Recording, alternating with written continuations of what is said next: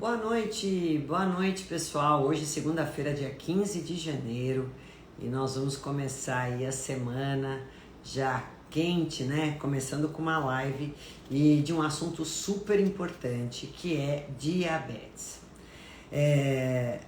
Diabetes, gente, é uma das doenças que mais tem crescido mundialmente e o Brasil é o quarto maior país de incidência de diabéticos do mundo. É muita gente, né? E eu resolvi fazer essa live hoje porque já faz o ano passado, desde 2022 eu não falo sobre esse tema, que é diabetes. O ano passado eu falei sobre resistência insulínica, que é o pré-diabetes. E não só por conta disso, que eu acho que sempre é muito importante a gente reforçar sobre alguns pontos sobre essa doença, os tratamentos nutricionais, a suplementação, mas também porque assim a minha prática clínica dificilmente eu não deixo de atender todos os dias um diabético ou uma pessoa que tem resistência insulínica, é muito difícil. Fora isso, toda vez que eu posto alguma coisa, sempre tem alguém me perguntando: doutora, diabético pode consumir? Diabético pode? Aí eu suponho que essa pessoa que está me perguntando, essas pessoas tem diabetes ou tem alguém na família que tenha, né? Então, a gente sabe que é um tema muito importante, é uma doença crônica, não transmissível, é uma doença metabólica e, como eu falei para vocês, vem crescendo muito ao longo dos anos, principalmente diabetes tipo 2, que eu vou falar um pouquinho a diferença entre elas. A gente tem hoje uma estimativa de 15,7 milhões de pessoas com diabetes. Não é uma brincadeira, né, gente? Isso segundo dados da Federação Internacional de Diabetes. E a tendência é crescer. E vocês vão saber por que a gente tem uma tendência grande de crescer ainda esse número de pessoas diabéticas. Em 2030, né, nós estamos em 2023, supõe que se continuar com essa evolução, a gente vai ter praticamente 19 milhões de pessoas com diabetes. Em 2045, então, 23 milhões. Então é galopante, né, o crescimento de pessoas com diabetes. Mas a gente também sabe que uma das causas é porque é uma doença silenciosa. E se você não fizer exame, você não fica sabendo que tem diabetes. Aliás, quando você faz exame, você já tem que saber se você está na pré-diabetes, para você não entrar na doença crônica. Porque a doença crônica, você já vai sentir sintomas quando ela está presente. Então, olha aí a importância de você fazer a prevenção, né? Prevenção, pelo menos uma vez por ano, tem que fazer exames. Tendo ou não tendo sintomas, né? Não tenho dor em nada, não vou fazer nada. Não, tem que fazer. Por quê? Porque às vezes a gente se depara com uma doença silenciosa dessa e nem sabe que tem. E que se você pegar ela no começo, quando está na pré-diabetes, na resistência insulínica, a gente tem como reverter só através da mudança de estilo de vida, que é isso que eu vou falar com vocês aqui, certo? Então, ó, boa noite para todos vocês. Silva, né? Silva Edmar, boa noite, doutora, obrigado por tudo. Regina, Lúcia, enfim, eu resolvi fazer de última hora, avisei vocês de última hora, graças 3721, mas vamos lá, começando segunda-feira. Silmara Borges Duarte, boa noite. Tá vendo só, gente, ó, mesmo avisando de última hora, eu sei que tem muita gente aí ligada, né, nas redes sociais, aí aparece aí que a gente tá fazendo a live e aí já entra. Que bom! E eu quero aqui nessa live, como objetivo de todas as lives, deixar algo muito prático. Eu quero tirar todas as dúvidas. Como saber se tem resistência à insulina? Kaline, vai ter que fazer exame, porque não tem nada de sinal. Se não fizer exame, eu não sei se está com a resistência insulínica. Por isso que a gente precisa fazer exames que tem esse caráter preventivo.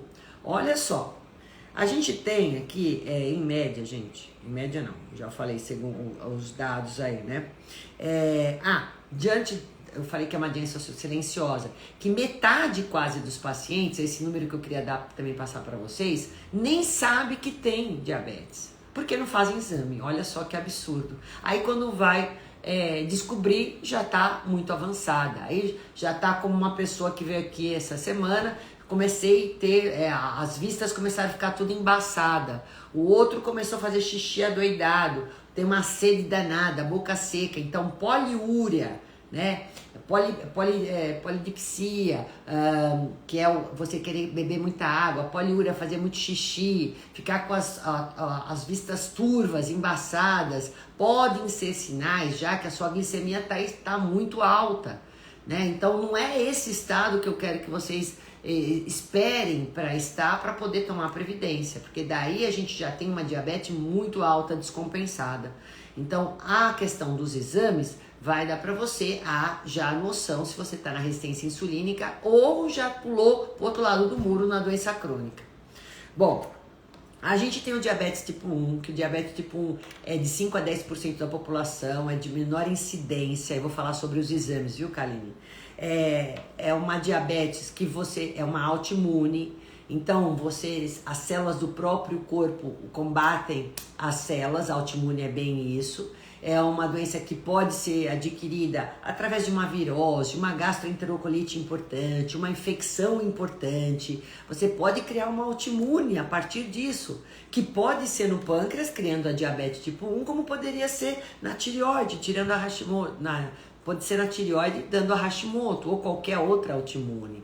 Então é muito comum quando a criança passa por infecções importantes ou quadros virais importantes, às vezes criar uma doença autoimune, né? E a diabetes tipo 1 pode ser desenvolvida a partir disso. Aí você vai se tornar uma pessoa que é insulino dependente, já desde cedo ou na adolescência, tá? Aí não tem jeito, gente. É controlar alimentação, exercício, estilo de vida para o resto da vida. Então vocês imaginam uma criança, um adolescente, ele vai ter que ter a maturidade para poder saber se comportar. Não é fácil, os familiares têm que ajudar muito quando a gente se depara com uma diabetes tipo 1, né?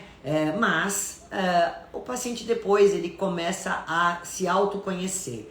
E daí você tem que aplicar insulina, você tem insulina de ação rápida, de ação lenta. Hoje a gente tem uma tecnologia muito mais avançada, mas você fica meio escravo nesse sentido. Não por mais conhecimento que você tenha a si próprio, você é uma doença assim cruel nesse sentido. E a diabetes, gente, quando ela está bem controlada, quando você consegue controlar os níveis glicêmicos, você tem menos riscos das comorbidades. O problema da diabetes são as comorbidades, o que pode te levar a ter diabetes descompensada. Aí é cruel, né? Porque a diabetes ela pode te levar a ter doenças graves circulatórias, doenças cardiovasculares são muito mais evidentes. A gente tem muito mais incidência quando eu tenho diabetes, porque ela danifica muito a parte circulatória, os vasos. Eu tenho problemas oculares, né? Problema de visão, eu tenho problemas renais, eu tenho problemas neurológicos. Vocês sabiam que o Alzheimer é a diabetes tipo 3? Então, excesso de glicose na corrente sanguínea é muito deletério, é muito prejudicial, é oxidativo, enferruja. Por isso que nós temos toda essa preocupação em modular a sua glicemia, tá? Isso é super importante. E para isso não basta só tomar medicação. No caso do diabetes tipo 1, que é a autoimune, você tem que tomar insulina e hipoglicemiante. Olha só que loucura. E ainda eu falo para vocês, se você estiver estressado, às vezes você faz toda a alimentação certa, você toma a medicação, mas o estresse altera a sua glicemia, né? E aí então, porque cortisol elevado vai fazer uma elevação também na glicemia. E aí você pode descompensar sua diabetes só pelo seu nervoso. Olha que beleza. Tá vendo só, gente? Inclusive essa autoimune também pode ser adquirida por uma situação de estresse que você passe. Você pode adquirir uma diabetes tipo 1 porque você teve um pico de estresse. Isso pode acontecer, como qualquer autoimune. Depois a gente tem a mais comum, que 90% da população tem, gente, que é a diabetes tipo 2. Por que será que 90% da população tem a diabetes? Dos que têm diabetes, tem diabetes tipo 2, porque está ligada a sobrepeso e obesidade. E essa gordura da região visceral, essa gordura da região abdominal. Quando a gente tem gordura em braço, em perna, em culote, em bumbum, gente, é feio esteticamente, mas não é uma gordura perigosa para a saúde. A gordura perigosa para a saúde é aquela que se instala aqui, ó, no abdômen, né? Quando você come demais, come errado, não é sedentário, é estressado, começa a criar essa gordura aqui, né? Pacientes, mulheres principalmente quando estão na menopausa, tem um aumento de gordura abdominal, se não tomar cuidado, o homem na andropausa. Então assim, a idade, sedentarismo, estilo de vida inadequado, má alimentação vai fazer você ter uma gordura a mais no abdômen. Essa gordura que está a mais no abdômen é uma gordura que ela produz esses adipócitos produzem substâncias pró-inflamatórias e com isso você acaba adquirindo aí uma resistência maior para a ação da insulina.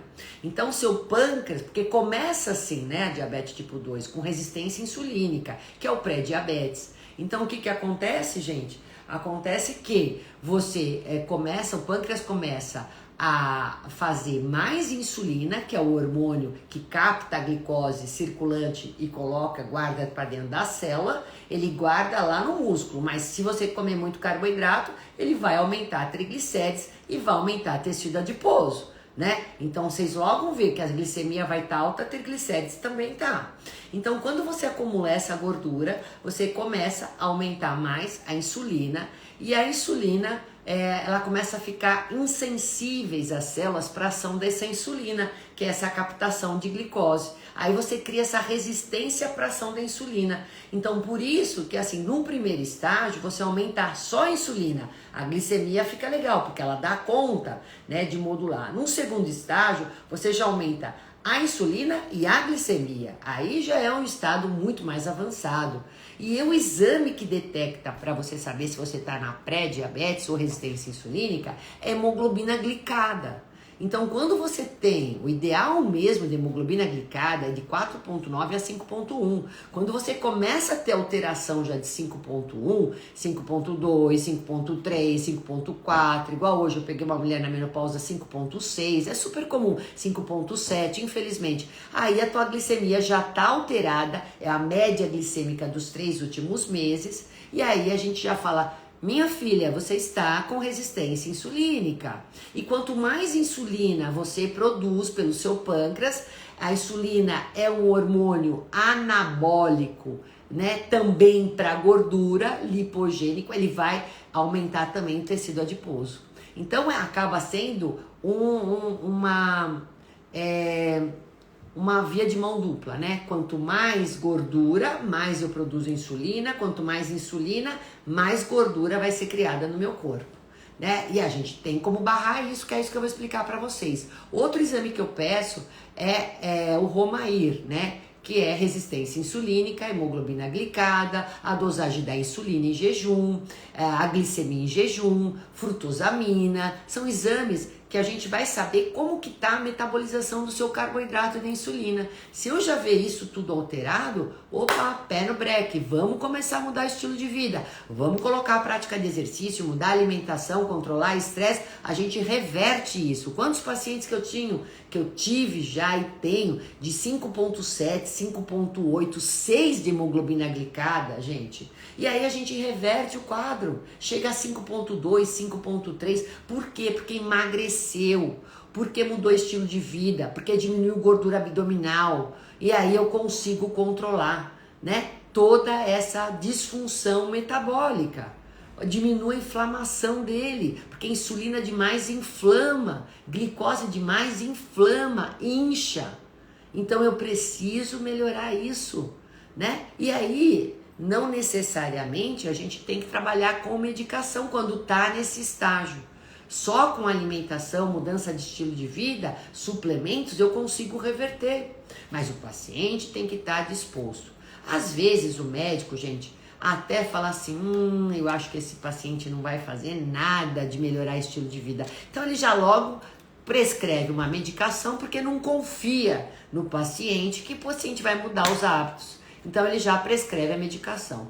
Muitos pacientes chegam aqui para mim e falam: doutora, eu não vou tomar a medicação, eu vou mudar o estilo de vida. E daqui 3 meses a gente repete exame. Se continuar desse jeito, aí sim. Mas se baixar, eu já nem preciso tomar hipoglicemiante. Ótimo, um remédio a menos, não comece, mas você precisa ter disciplina. Então, gente, esse diabetes tipo 2, que é o diabetes em virtude da sua obesidade, que começa com a resistência insulínica, é 90% dos casos. E aí a gente tem a diabetes gestacional, né? Que a diabetes gestacional pode ocorrer quando a mulher engorda muito, quando ela já tem uma genética que favorece também, né? Isso pode acontecer. Então a gente tem mais esse tipo de problema e a gente tem que fazer, já é protocolo antes de você, a hora assim que você sabe que vai engravidar, ou nos exames pré-gestacionais já fazer insulina, hemoglobina glicada, glicemia para saber se já tem uma alteração e caso tenha tudo bem, ok. Agora se o paciente começa a engordar muito, mesmo tendo tudo ok, é protocolo também na 20ª semana fazer todos esses exames novamente para saber se tá tudo bem ou não. Muitas aí são pegas de surpresa com a diabetes gestacional, que pode perdurar ou não depois da gestação. Tá? Eu tive muito paciente que só foi pontual na gestação, depois começou a controlar a alimentação e aí, vida que segue, nunca mais teve nenhum problema com relação a isso. Mas é um outro tipo de diabetes que nós temos que ficar de olho, porque você tem risco, tanto a mãe quanto a gestante, de ter um crescimento exagerado do bebê, né? Ter o risco de pré-eclâmpsia. Então pode ter inconvenientes muito importantes durante a gestação quando você tem esse tipo de diabetes, tá? Bom, e aí, gente, como eu falei pra vocês, os exames todos são os mais comuns, são esses daí que eu falei: glicemia de jejum e pós-prandial, insulina, Romair, hemoglobina glicada, né? Eu posso fazer um teste de intolerância à glicose, eu nem faço, porque é tão ruim o paciente fazer que eu prefiro não fazer. Pode fazer triglicérides, frutosamina, um ultrassom de abdômen para saber se já tá com gordura também no fígado, né? Então a gente pode também, dependendo do paciente, da idade, eu já posso pedir. Lógico que entre esses exames tem que pedir todos os outros, mas esses são focados para diabetes, ok? E aí a gente tem, então, valores de insulina também, que o ideal é de 3 a 5, que é raro eu ver o paciente depois de 35 anos, 40 anos. Quando eu vejo uma insulina de 5, eu falo, bato palma, né, gente? Porque é a coisa mais rara que tem. Né? Insulina geralmente é o hormônio que está sempre mais alto em virtude de sobrepeso, de obesidade, de má alimentação, né? E tudo mais. E aí a gente sabe, eu já dei uma introdução para vocês, quais são as comorbidades, gente. É isso, olha, é complicado você ter a glicose circulante alta, a insulina alta, gente. É muito inflamatório, é muito prejudicial para a tua saúde. Não deixa isso acontecer, ó. Né? Vamos ver se tem pergunta já aqui. Peraí, vamos ver antes de eu continuar. O teste que se faz na farmácia é válido? Sim, Dulce, é válido a sua glicemia, né? Mas assim, quando você faz o teste de farmácia só para dosar a glicemia só vai me relatar quanto tá a tua glicose naquele momento. Se você um pouco antes comeu um alimento de alto índice glicêmico, de uma carga glicêmica alta, a tua glicemia vai estar alterada. Se você, mesmo que você faça em jejum esse teste, se você na noite anterior, no jantar, comeu uma quantidade grande de carboidrato, ou tarde da noite, ou dependendo do tanto do jejum que você faz, se você sabe que quanto mais tempo em jejum, você pode até alterar a sua glicose a partir disso, porque o único macronutriente que nós fazemos, o nosso corpo faz, é a glicose. Né? Nós não fazemos proteína se a gente não comer, a gente não faz gordura se a gente não comer. Mas glicose a gente faz até em virtude do nosso cérebro só trabalhar com glicose. É o combustível cerebral. Então a natureza é tão sábia que ela faz glicose mesmo sem você comer, se você ficar em jejum prolongado. Tem um processo que a gente chama de gliconeogênese, que seu fígado faz glicose sem você comer, tá? Isso é normal. Então, às vezes, se você ficar mais de 12 horas em jejum, você pode alterar sua glicemia, tá? Então, Lógico que a gente tem depois uma adaptação. Até semana passada eu não fiz a dieta de jejum intermitente. Se você acostuma teu corpo a ficar muito tempo sem comer, você cria uma produção de corpos cetônicos, aí é uma outra estratégia. Mas para quem fica pontualmente sem comer, isso pode elevar a sua glicose. Ou então o paciente come muito carboidrato à noite, aí vai tirar a glicose de manhã do teste de farmácia, vai estar com a glicemia alta, assusta.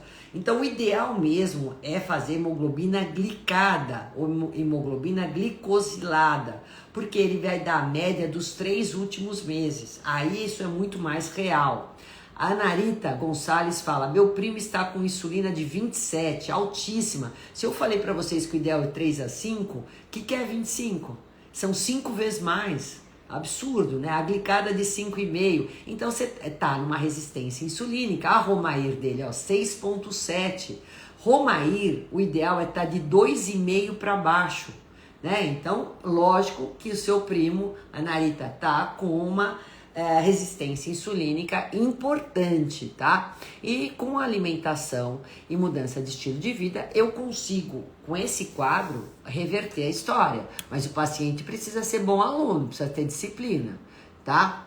Deixa eu ver quem mais tá aqui, ó. Keila Vigorito, né? As mulheres estão bebendo muito, pode despertar diabetes? Sim, Keila. A bebida alcoólica aumenta muito a glicemia, né? O álcool aumenta muito a glicose circulante.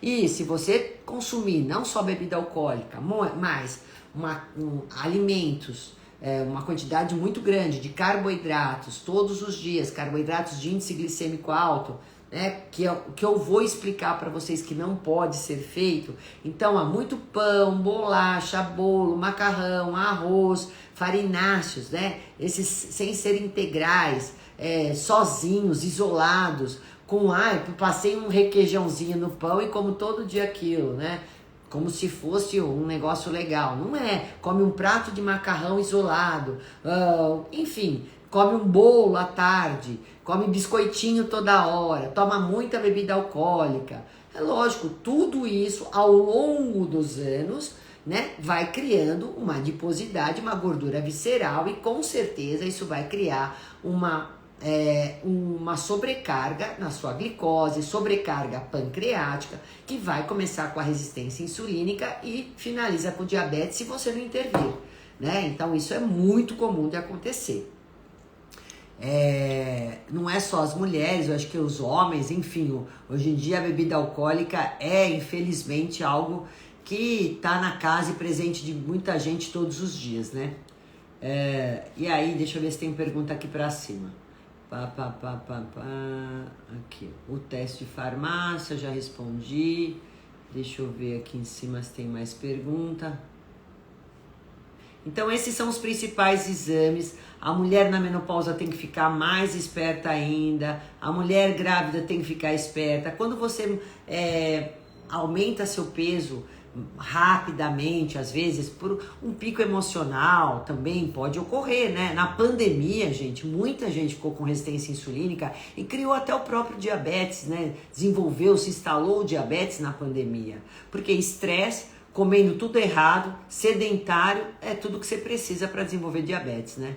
E se você tiver genética, você tem já 25% a mais de chance de desenvolver a diabetes. Então, por isso que às vezes esses testes genéticos, às vezes são bons, porque assim, eles vão ver se você tem os genes que te favorecem a desenvolver diabetes.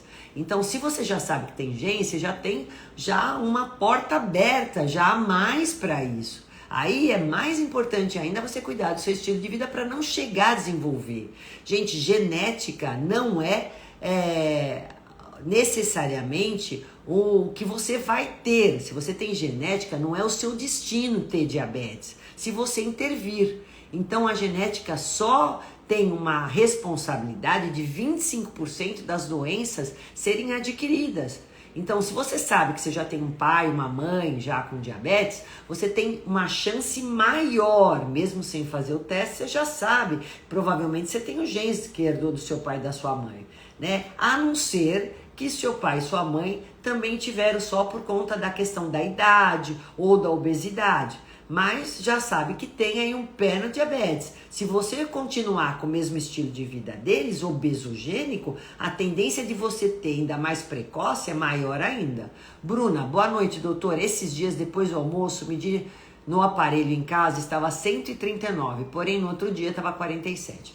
A glicemia pós-prandial, ela tem que estar no máximo até 140, tá? Acima de 140 você já tem uma glicemia maior do que deveria. É normal sua glicemia subir depois de você comer, logicamente, né? Bom, e aí o que pode acontecer? Lógico, o que pode acontecer são esses problemas, né? A retinopatia, hipertensão arterial, a gente pode ter uma insuficiência renal, que eu já tive muitos casos assim, que chegaram para mim já desse jeito. Como eu falei para vocês, problemas neurológicos, de cognição. Então esses são problemas muito comuns em virtude de você ter uma descompensação diabética. E aí, eu acho que agora é importante a gente falar o que fazer, né? Meia hora de live já se passou, agora vem toda a parte do tratamento. Como eu falei para vocês, grande parte dos médicos, eles não estão nem aí, eles vão falar tira açúcar e ponto. Não é só tirar açúcar e ponto, gente. O médico não estuda alimentação, nutrição e nem suplementação, ele estuda medicação. Então tem muitos que falam, só você tirar açúcar, doce e ponto. Não é só isso, tá? Você vai comer carboidrato, sim, mas a gente tem que escolher os carboidratos de índice glicêmico baixo, carboidratos complexos, né? E comer de uma forma fracionada e combinada. Esse é o pulo do gato, né? Então a cereja do bolo, na verdade, o pulo do gato, né, já que a gente tá falando de diabetes, seria você saber quais são os carboidratos melhores para serem consumidos, que quantidade, como eu fraciono, né, e como eu combino esses carboidratos. Isso é o mais importante, tá? Aumentar as gorduras, já que eu vou fazer um cardápio low carb, né, com mais quantidade menor de carboidrato, uma quantidade boa de gordura, mas gordura boa, uma quantidade adequada de proteínas, que é super importante, e boas fontes proteicas.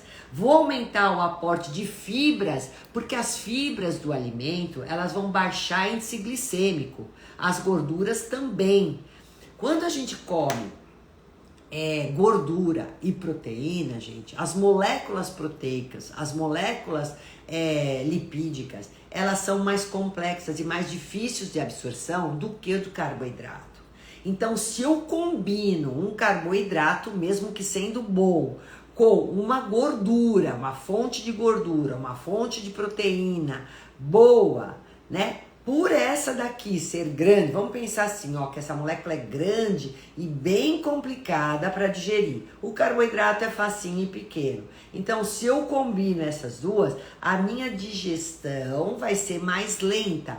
E aí, além de eu ter mais saciedade, eu não vou promover um pico glicêmico nem pico insulinêmico. Então, eu mantenho melhor minha glicemia. Então, vou dar um exemplo clássico para vocês, tá? A fruta, por exemplo, que eu até falei nos meus stories hoje à tarde. A fruta é um carboidrato bom? É um carboidrato bom. A fruta tem frutose, é natural. A fruta tem fibras. Nunca, nem quem tem resistência insulínica, nem quem tem diabetes, muito menos, deve tomar suco de fruta. Porque o suco de fruta tem índice glicêmico alto e não tem fibra ali, né? Eu triturei aquela fibra, perdeu a ação da fibra. A fibra, gente, é uma parte do alimento que a gente não consegue digerir. E quando eu como a fruta, eu tô comendo, eu tô triturando, mais ou menos meus dentes, a fibra. Então, todo o meu aparelho digestivo, ele vai se beneficiar dessa fibra, porque a fibra dá saciedade, demora para ser digerida, e se tiver junto com a frutose da fruta, ela vai fazer essa frutose entrar na circulação de uma maneira mais lenta, porque a fibra faz essa digestão ficar mais lenta. Tá? A fibra é uma parte do alimento que a gente não digere. Ela vai servir lá de pré-bióticos, inclusive, para proliferar micro-organismos bons do seu intestino, tá? Que também é muito importante para prevenir diabetes e resistência insulínica. que é uma coisa que eu também vou falar. Porque quando você tem desbiose intestinal, quando você tem permeabilidade do intestino, porque tem o intestino inflamado, você tem mais risco de criar resistência insulínica. Tá? Porque você vai mandar translocar sujeira aí para sua circulação, resto de bactérias, toxinas, e eles se alojam em receptores celulares, e quando a insulina vem para jogar a glicose dentro da célula, ela encontra receptores tudo bloqueados, porque veio um monte de tranqueira do intestino. Aí o pâncreas entende que a glicemia está alta, a insulina não está fazendo as vezes dela, começa a produzir cada vez mais insulina. Com isso você fica com resistência insulínica por uma desbiose intestinal, por uma permeabilidade do intestino. Então, você ter um intestino saudável evita você ter resistência insulínica, tá? E quando você come uma fruta, você está usando também a parte da sua fruta para melhorar seu trânsito intestinal, para ter uma ação pré-biótica, além de vitaminas e minerais.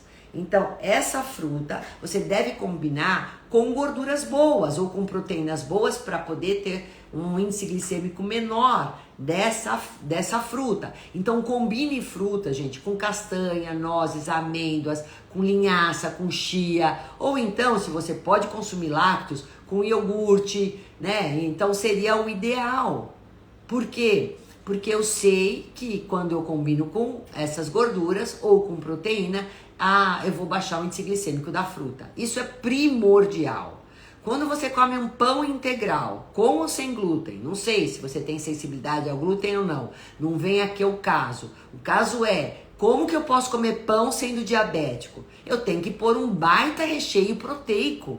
Não é comer o pão com uma pincelada de requeijão. Não é isso. Nem com uma pincelada de manteiga. Você vai comer seu pão integral com 2 ovos, ou com um belo patê de atum, ou com um belo patê de frango. Aí sim, porque essa proteína que tá de recheio, lá se você puder comer um queijo, põe tomate, põe alface, que são mais fibras ainda. Aí você vai baixar o índice glicêmico, a carga glicêmica, que é o impacto que tem desse carboidrato do pão, vai baixar na circulação. Agora, comer um pão isolado, nem pensar. Doutora, posso comer arroz branco tendo diabetes?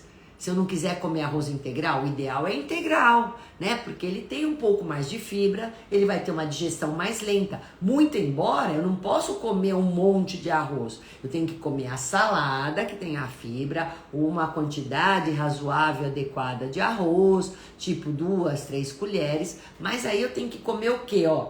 Com uma proteína junto. Então a proteína da carne, do frango, dos ovos, do peixe e as fibras da salada, juntamente com o azeite de oliva, que vai estar ali, que é a gordura boa, vai baixar o impacto glicêmico do seu arroz.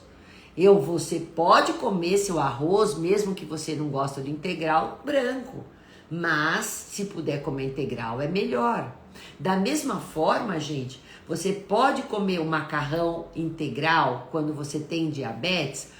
Pode, mas eu não posso fazer de uma refeição só macarrão com molho de tomate. Tá errado. Se você tem diabetes, você tem que comer salada antes, ou legumes, ou verduras. Não é nem junto, gente. Eu falo primeiro prato. O diabético tem que aprender a isso, resistência insulínica. Porque daí você vai comer menos o carboidrato, tá? Principalmente o diabetes tipo 2, né? Porque eu já quero que ele emagreça junto. E aí, eu vou comer um pouco do macarrão integral, tipo um pegador de macarrão, com carne moída, ou vai ter o frango, ou vai ter os ovos mexidos, não interessa, mas eu tenho que ter uma proteína junto. Aí eu posso comer arroz. Então, nesse formato, eu posso estar dando isso pro diabético. E aí, e se eu quiser comer uma raiz, por exemplo, uma mandioca, posso comer mandioca tendo diabetes? Pode, gente. Mas você vai comer 50, 70 gramas de diabetes. Isso eu tô falando porque eu sei que a maioria que tá me vendo aqui são mulheres, né? Não tô falando de um homem, não tô falando de diabetes tipo 1, não é, diabetes tipo 2, eu tô me detendo para aquele que precisa perder peso, porque eu falei que 90% são essas pessoas. Então eu vou dar a salada, a mandioca ou a batata doce de 50 a 70 gramas, sempre cozida ao dente, porque o índice glicêmico é menor. Quanto menos você cozinhar, você vai deixar aquele amido que está presente, aquele carboidrato presente na raiz, digerir mais lento. Se você fizer a técnica de resfriar, cozinha, resfria e reaquece, você vai aumentar mais ainda, vai criar uma resistência para um amido e vai demorar mais para digerir esse amido, esse carboidrato dessas raízes. Isso é muito mais legal. É uma técnica dietética de cozinhar o dente ao vapor, ou assar, enfim. Aí você, se possível, coma com casca, resfria e depois reaquece se você quiser comer quente. Para você que tem diabetes é melhor, tá? E combina a salada, o legume, a verdura com essa raiz, 50 a 70 gramas, e aí 100, 120 gramas de proteína. Aí beleza, ficou lindo. Inhame é a raiz que tem menor índice glicêmico. Abóbora, menor índice glicêmico. Então, você não precisa deixar de comer. Ah, mas doutora, eu adoro feijão. Ah, porque feijão, não fico sem um arroz e feijão. Posso comer? Pode. Só que assim, vamos lembrar que todo grão, toda leguminosa, feijão, ervilha, lentilha, grão de bico, tem parte de amido, tem parte de carboidrato e tem parte de proteína. Então, se você quer comer arroz e feijão, diminua um pouquinho do arroz para colocar o feijão. Não vai comer muito arroz e muito feijão. Tendo diabetes não dá. Tá? Nem resistência insulínica. Vai ter que comer a salada, né? 2 colherinhas de arroz, 2 colherinhas de feijão, aí come uma proteína e uma verdurinha. Aí ficou lindo. Lindo, gente. É isso que eu quero ensinar hoje nessa live, essa prática para vocês. Porque fazem errado. E ainda, além disso, que muitos falam que come salada e come uma folha de alface, come tomate, uma folhinha de alface, arroz, feijão e a carne. E ainda quer comer uma laranja todo dia depois do almoço e ainda toma suco. Errado. Quem tem resistência insulínica e diabetes, esquece da fruta depois do almoço. E muito menos suco. O único suco que vai tomar água com limão. Ponto. A fruta, gente, vocês não precisam tirar nenhuma fruta. Só que quanto mais açúcar tiver a fruta, você vai comer menor quantidade e combinada do jeito que eu falei. E uma coisa importante, hein? Se você tem diabetes ou resistência insulínica, água é o diluente. Ele vai diluir essa glicemia. Não fique sem tomar água. Você precisa estar sempre bem hidratado. Não pode ficar seco, diabético, precisa de água, precisa limpar rim, né? Por favor, né? Então, vamos lá, hidratação. Eu ponho sempre 30 a 35 ml de água pro diabético, não menos que isso. E chás, né? Inclusive eu vou falar quais são os chás melhores para quem tem diabetes. Então, não é para ficar mais do que 4 horas sem comer, não dá para ficar, precisa ter fracionamento. E toda refeição vai ter que ter essa combinação. Eu não posso pegar uma fruta no meio da tarde e comer sozinha. Não, o ideal é comer com coco, com castanha, com semente. Tá certo? Lembra disso. Já falei que precisa ter carboidrato com fibra e proteína e gordura nas refeições principais. Café da manhã, almoço e jantar. Ah, mas doutora, e se à noite, ao invés de comer mandioca, batata doce, como eu quero emagrecer, eu quiser comer uma fruta? Ok, então o que você faz? Come a salada, o legume, a verdura, uma proteína e uma fruta. Mas daí eu não vou comer arroz, não vou comer mandioca, não vou comer abóbora, não vou comer nenhum outro tipo de carboidrato. Só uma fruta. E de noite, gente, como a metabolização é um pouco mais lenta, eu coloco, aí sim, frutas de baixo índice glicêmico, né? Jantar ou ceia, para quem tem diabetes, vai comer o quê? O que tem baixo índice glicêmico? O morango, o kiwi, o melão, que mais? Deixa eu ver. Abacate, São frutas ótimas para quem tem frutas vermelhas, blueberry, mirtilo, framboesa. Então, essas são as frutas, açaí. Essas são as frutas para você comer já no vespertino, no final da tarde para a noite. Então, tem diabetes? Vai comer fruta de baixo índice glicêmico, tá? Não esqueçam disso. Um pêssego, uma nectarina também pode, tá? Aqui, Bruna, boa noite, doutora. Esses dias depois do almoço, Ah, tá, isso aqui eu já respondi. Ana comeu feijão. Isa Silva, né? É isso? Então, já expliquei do feijão. Dá para comer? Dá, mas lembrando que tem que fazer uma combinação. Doutora, insulina de 7 é ótima, excelente. Tararara. Mas tem que ver a glicada, não dá para ver só uma coisa.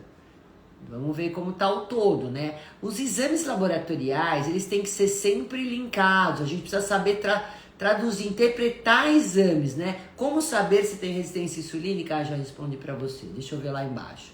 Peraí que eu vou continuar aqui. No meu caso deve ser estresse. A Bruna falando. Estresse altera bastante a glicemia também, tá? Estresse, desbiose intestinal, erros na alimentação, sedentarismo. Tudo isso pode alterar. Deixa eu ver. Aqui, Oi, Marco. Keila. Aqui. Que mais? A Keila fala, pode beterraba e abóbora? Pode beterraba e pode abóbora, só que você não precisa juntar tudo isso numa mesma refeição. Quando o paciente tem diabetes, eu não ponho cenoura e beterraba e abóbora, não. Abóbora já é uma fonte de carboidrato. Então eu vou pôr ou um ou outro. Não junta, pode comer, mas não junto numa mesma refeição, né? Então eu posso colocar uma salada de beterraba, ok, mas vai ser a fonte de carboidrato que eu vou usar. Então eu vou usar, por exemplo, uma salada de rúcula com beterraba e aí eu vou usar um peixe, por exemplo. Ótimo, aí tá legal, dá pra ser, ou um frango. Então essa pode ser uma refeição para quem tem diabetes, tá? A mesma coisa, lentilha. Eu amo lentilha, amo grão de bico. Eu prefiro usar esse tipo de leguminosa como fonte de carboidrato. Então, por exemplo, muita gente fala, nossa, doutora, a senhora não gosta de arroz, de feijão? Não, eu adoro grãos, adoro. Até porque eu venho de família europeia, meu pai era italiano. Então eu sempre tive muito hábito de colocar grão. E eu acho o grão muito mais rico do que um arroz, por exemplo. Não vejo graça de comer arroz. Então, o dia que eu comer lentilha, a lentilha vai ser a minha fonte de carboidrato. Então eu como a salada, como a lentilha e a proteína e a verdura. Pronto. Mas eu como uma quantidade, tipo uma concha de lentilha. Porque é proteína vegetal e também tem fonte de amido, de carboidrato, tá? Para quem gosta de beterraba, ok, nota 1000. Dá prazer em ouvir a doutora. Ô, Dulce, um beijo, obrigada, viu? E aí, gente, continuando aqui, ó, pode comer, deixa eu ver, batata doce, inhame, cozida no vapor? Keila, pode, mas separado, né? Não tem problema. Eu, inclusive, prefiro de manhã dar batata doce ou inhame do que dar pão. Que nutriente tem pão? Mas tem gente que tem o prazer de comer seu pãozinho.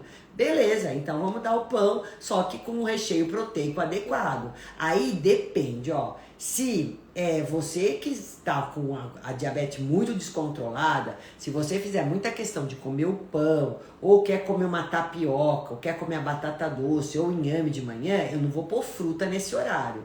Se a tua glicemia já estiver alta, porque essa vai ser sua fonte de carbo, né? Aí eu ponho isso com uma proteína. E aí a fruta fica nos lanches intermediários com as castanhas, ou então com iogurte, ou então com coco, deu para entender? Eu não vou juntar, por exemplo, meio mamão papaya, aí eu vou colocar um pão, aí eu vou colocar a proteína. Não, porque o mamão e o pão já são 2 tipos de carboidrato. Pode ser que, dependendo da sua glicemia, eu não possa colocar junto logo de manhã. Igual eu atendi um paciente hoje, que também falou pra mim assim, diabetes tipo 1, hein, gente? Falou pra mim, ai, doutora, eu comia banana com aveia. Aveia só com a banana. E ainda punha mel. Diabetes tipo 1. Mas eu falei, meu Deus do céu. E ainda às vezes ele usava uva passa. Né? Não tinha a menor noção. Há 10 anos com diabetes, nenhum médico falou pro cristão que não pode consumir fruta desidratada quem tem diabetes. Não é para consumir ameixa preta, uva passa, damasco, tâmara, porque quando você desidrata uma fruta, você vai concentrar frutose, o índice glicêmico dela é muito alto. Não dá para consumir para essas pessoas. Não pode. É saudável? É, mas não para quem tem diabetes, tá?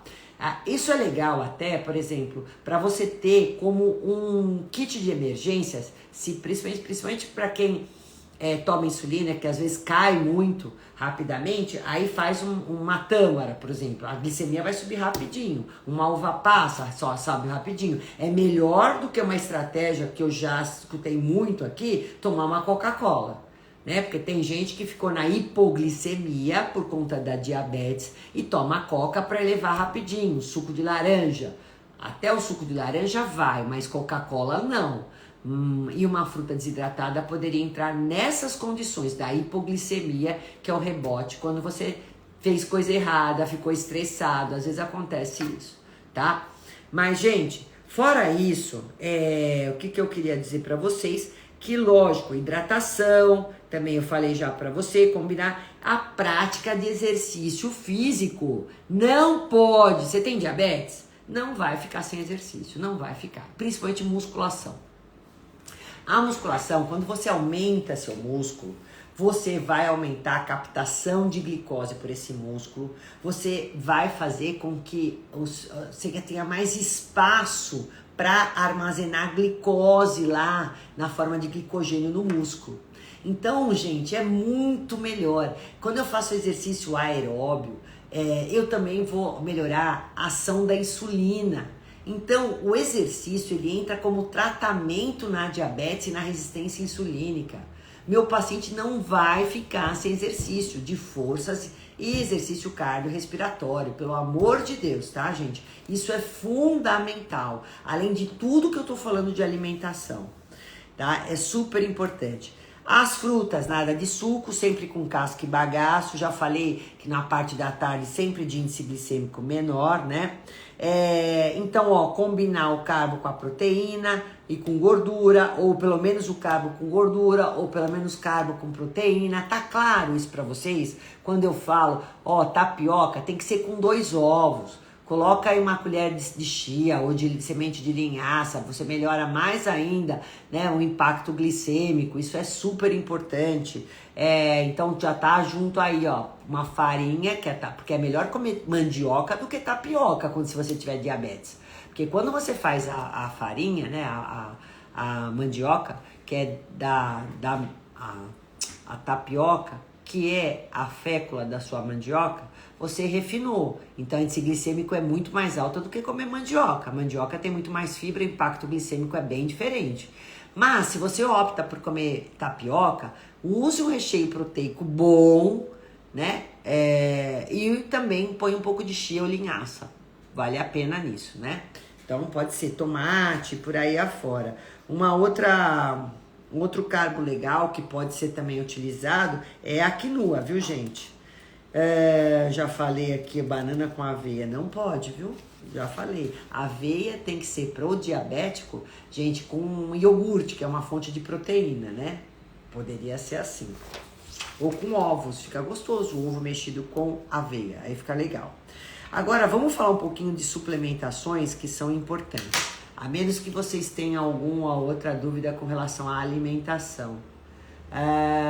Aqui, a Similnicatia, isso? Minha glicose está sempre 300, 350. Uso insulina, NPH e regula forxiga, glifage. Faz 4 meses que estou com dor abdominal, fiz colo e não sei o resultado. O que pode estar acontecendo? Bom, tua alimentação está extremamente errada, né? E ali o forxiga que elimina açúcar pela urina, você é uma forte candidata a ter candidíase, né? Porque a candida adora açúcar. E quando faz uso disso, principalmente as mulheres, tem um risco muito maior de ter candidíase. Impressionante, infecção urinária, putz, é uma droga. Eu não gosto do forxiga, mas às vezes os médicos optam também por ele. Então você imagina que você tá com uma insulina super alta, aí eu falei que a glicose, ela é deletéria, oxidativa, enferruja, você tem riscos grandes de ter um problema ocular, né? Retinopatia, insuficiência renal. Cuidado, hein, gente? Acaba com seus neurônios. Então, a sua alimentação, não adianta tomar todos esses hipoglicemiantes, o glifage, forchuga, tomar insulina com uma glicemia assim. Tem que ajeitar a alimentação. E de suplemento, ó, já tô falando, tem coisa errada, lógico, com certeza. E tem que botar você para fazer exercício, né? Caminhar, começa caminhando e depois começa a fazer exercício resistido. Os queridinhos meus na diabetes, que eu não deixo o paciente ficar sem, é ômega 3, que é excelente antioxidante, anti-inflamatório e vai proteger sua parte circulatória, é um cardioprotetor, né? Uma baita proteção circular que você dos seus vasos que você tem através do ômega 3, né? A cápsula de alho também, eu ponho odorless para não dar cheiro. A cúrcuma, gente, mas eu dou encapsulada, porque pode pôr na alimentação como anti-inflamatório maravilhoso também, né? Mas podendo ser padronizada, encapsulada, para você com essa diabetes seria ideal, né? E tem várias cápsulas de cúrcuma aí, ou dá manipulado curiete, a Curcuflex da Biobalance é excelente. Tem a curcumin da Vitafor, né? Cápsula de chá verde também, além de tomar chá verde, pode fazer cápsula de chá verde, né? É super legal também. E o cacau, chocolate amargo, ele também é um vasodilatador, tem polifenóis, é um cardioprotetor, vai cuidar dessa parte circulatória sua. Então pode comer um pedacinho de chocolate amargo, tá? Ou então põe cacau em pó orgânico na tua alimentação, polvilha, né? Vai comer, sei lá, uma fruta, põe cacau, abacate com cacau. Para quem tem diabetes é ótimo, excelente. Uma fonte de gordura boa, uma fruta de baixo índice glicêmico com cacau em pó, muito bom. E outra coisa que eu ponho também, que é legal, açaí em pó. A gente tem da Pura Vida um açaí em pó orgânico, sem açúcar, puríssimo, é muito legal. O resveratrol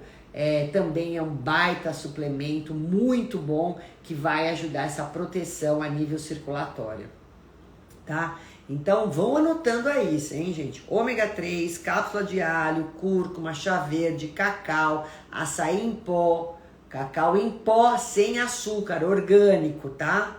Açaí em pó, resveratrol, tem a Pura Vida, tem o Resveramax, que é excelente, né? A gente tem também outras marcas também de resveratrol também que são boas, né? Ó, não deixem de tomar, você que tá com essa, ainda mais essa glicose alta, essa glicemia alta, luteína. A luteína, a gente tem alguns ômegas específicos para visão também. E ela tem sempre uma proteção aí com luteína. Porque vocês sabem que a visão é o que mais acaba sendo comprometido. O primeiro a ser comprometido é a visão. Porque na vista a gente tem capilares, gente, que são muito sensíveis. E os capilares nem precisam de insulina para a glicose entrar. E glicose circulante assim alta, ela acaba com seus capilares. Por isso que fica com essa vista embaçada, tá? E tem muita retinopatia. Então, por isso, usem luteína, é uma proteção. O ômega 3, né? Semente de linhaça, é muito bom para proteger os seus olhos, sua visão, quando você tem diabetes assim tão descompensada. Não esqueçam, luteína. E tem ômega Vision, que é ômega específico para visão. A Vital Atman faz, a gente tem quem mais tem isso? Peraí, deixa eu lembrar. Se eu não me engano, também tem... a gente tem da Pura Vida, tem da Essential Nutrition, todos eles têm ômega Vision, viu? Outra coisa, eu quero proteger o rim, então eu vou dar cranberry. Cranberry também, além de a fruta desidratada, eu não vou dar porque ela vai ter índice glicêmico alto, mas eu posso entrar com sachê cranberry com demanose, 300 miligramas, é excelente para a gente proteger um pouquinho esse rim. Se você toma forxiga para não ter candidíase, infecção urinária, pode consumir cranberry, tá? Hipoglicemiante, quem são? Canela, gente. Canela é um baita hipoglicemiante, além das fibras. Então, chá de canela. Doutora, posso fazer um chá de canela com gengibre? Pô, se você tem diabetes, É um ótimo chá de canela com gengibre. Maravilhoso. Gengibre e rizoma, compra lá, corta ele, vai ferver na água, tá? E a canela em pau, ferve na água também. Pode tomar chá de canela com gengibre. Coloca, faz um shot de cúrcuma quando acorda, né? Se você não quer comprar cápsula, vai fazer aí, é um baita produto também, né? Então não esqueça disso que eu tô falando, hein, gente? Outra coisa que eu coloco também, a canela também pode ser manipulada, tá? O extrato seco de canela. Fibras, dá um blend de fibras. Eu posso até colocar, por exemplo, uma chia hidratada, uma semente de linhaça, uma colherinha de chá antes das refeições. Isso também ajuda a baixar o impacto glicêmico daquilo que você vai comer, além de dar já uma saciedade. Pode ser feito isso também. Uma colherinha de azeite também pode, vai abaixar vinagre de maçã, é hipoglicemiante. Vinagre de maçã, gente, é hipoglicemiante, tá? Muito bom. Vinagre de maçã orgânico. É outra estratégia que você pode usar antes das refeições. Não deixe de tomar, você que tem diabetes ou resistência à insulina, magnésio. Magnésio quelado, magnésio glicina, magnésio bisglicinato. É um magnésio muito bom. Ele vai relaxar os vasos, ajuda no metabolismo de carboidratos também. Cromo, ele melhora a resistência insulínica. Então, picolinato de cromo, 100, 200 microgramas por dia. Legal. Magnésio, de 200 a 400 miligramas por dia. Outro baita suplemento é o vanádio. Vanádio é um mineral que também imita a ação da insulina, só que ele não pode ser usado nem em dosagem alta, nem por muito tempo, porque ele é tóxico. Mas início de tratamento, vanádio com cromo, né, com magnésio, é um baita. Daí eu boto o resveratrol junto, fica super bacana. Antioxidante, anti-inflamatório, aumenta a resistência insulínica. Diminui a resistência insulínica, falei o contrário, né? Vitamina B6, do complexo B, vitamina B6 é muito importante também, porque ajuda no metabolismo de carboidratos. Então esses são os principais suplementos não fitoterápicos que eu vou falar ainda, que vão ajudar muito. Nossa, R$19,58. Suplementos fitoterápicos, gente, sensacional, hein? Panac ginseng para diabetes, Gimena silvestre,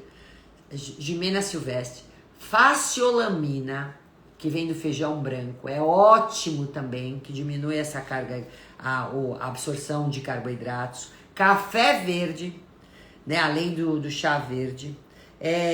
Eu falei do piquenogenol ou resveratrol, pode ser usado, né? E tem o vitis viníferas também, que é o grapeseed, que vem da semente de uva, ou resveratrol. E o chá verde também a gente pode dar em extrato seco ou a canela. Então esses fitoterápicos são fitoterápicos que eu uso muito na diabetes, na resistência insulínica, né? Que são muito importantes. Bom, pessoal, modulação intestinal, super importante para você que tem diabetes ou resistência insulínica ou obesidade. Corrigir a causa, você tem que emagrecer, você tem que melhorar seus hábitos alimentares, fracionamento, a combinação, a hidratação, fazer exercício.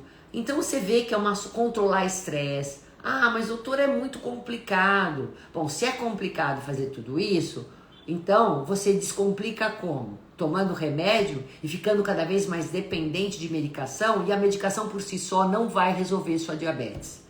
Tá? Chega uma hora que não é suficiente, você tem que aumentar sua insulina, aumentar seu glifage, aumentar mais um outro hipoglicemiante, e aí começa a ter todas as comorbidades. A idade também vai aumentando a sua glicemia, sua captação de glicose no músculo.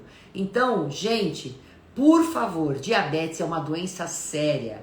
É uma doença séria que pode te levar, infelizmente, a uma amputação, que pode te levar à morte.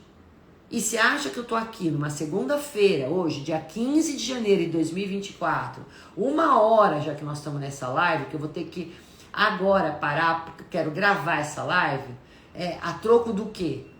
A troco de te ajudar. Então, mas você precisa querer ser ajudado. e não coloque toda a responsabilidade na medicação. Ela não vai agir sozinha, você não vai controlar isso sozinho. Precisa de comer comida certa, certo? Boa noite. Um beijo, obrigada, e eu vou ter que parar. Se eu não respondi sua pergunta, me mande que eu respondo. Juro, gente. Obrigada, boa noite, ótima semana para vocês.